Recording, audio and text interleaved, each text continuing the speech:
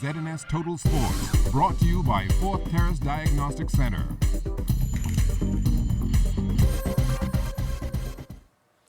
This is your first look at sports. I'm Jonathan Benson. The New Providence Women's Basketball Association taking back to center court last night at the Donald Davis Gym. In the opening game of a doubleheader, the Bomber G operators, they shrugged off a sluggish start and took care of the Sky Bahamas Saints 48-32.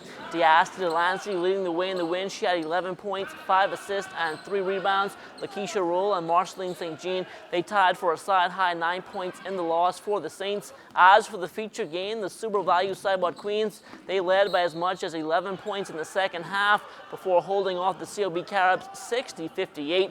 Tracy Lewis had a double-double in the win, 15 points and 10 rebounds. Kristen Seymour added 10 points and 5 boards. The Caribs got 15 points and 15 steals from Celeste Pyfrom.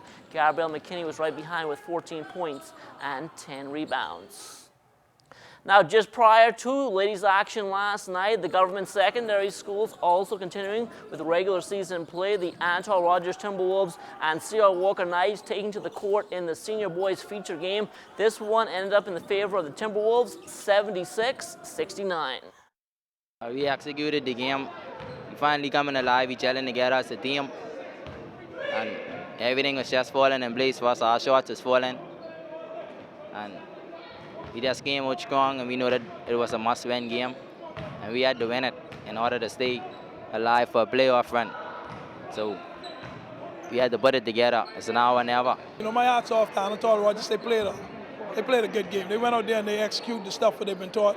My guys didn't go out there and execute the stuff that they've been taught. You know, but then again, it turns around again. You know, this one shake, you play a team, you only see them one time. The 7-game season, it's destroying the momentum of basketball. Is destroying coaches' them dream to getting kids them to college.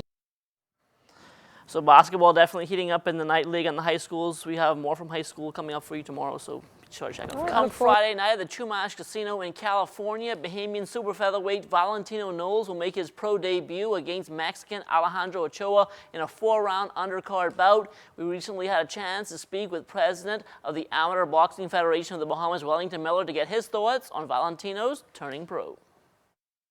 It's good. I believe Valentino's accomplished almost everything in boxing. He's the first Bahamian boxer to win a bout at the World Championship, which is highly contested. He's rated number 2 in the Americas, number 23rd in the world. So, you know, the only thing he didn't do is take part in the Olympic, and many other boxers who didn't go to Olympic turned pro and went on. Tommy Hearns, Marvin Hagler, and all of those guys, they didn't go to Olympic, they didn't win a medal, they didn't go to Olympic, but they're well known. Well, the 2013 All-for-One Regatta set to take place this weekend in Montague Bay. After being absent from the local sloop sailing calendar last year, movers and shakers in the sport are very happy for its return. I am very, very happy that the minister understands what the situation is, and he take it into hand and he make it happen. All for One is the proper name for this, where we can have boats from all the different associations come together to promote sailing. This is a proud day for us, really. We haven't been getting this working out for a long time, but this is a good start for this year. It's very important, you know, it gets all the sailors in groove, you know what I mean, for the upcoming regattas. It's really a good jump for the sailors mostly, and it's really good for Nassau also. Now, a skipper's meeting for the All-for-One Regatta will take place tomorrow night starting 7 o'clock at the Bahama Grill on West Bay Street. At that time, starting spots will be picked for this weekend's races.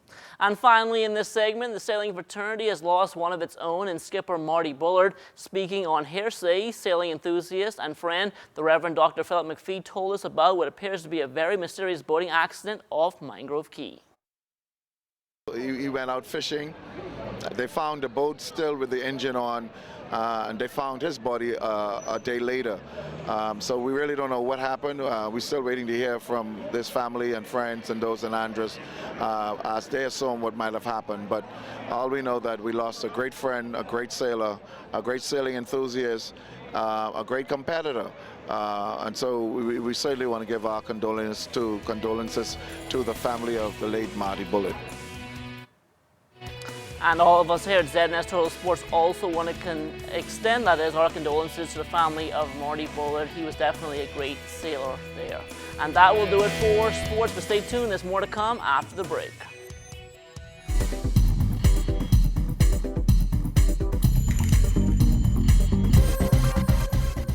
This is ZNS Total Sports, brought to you by 4th Terrace Diagnostic Center.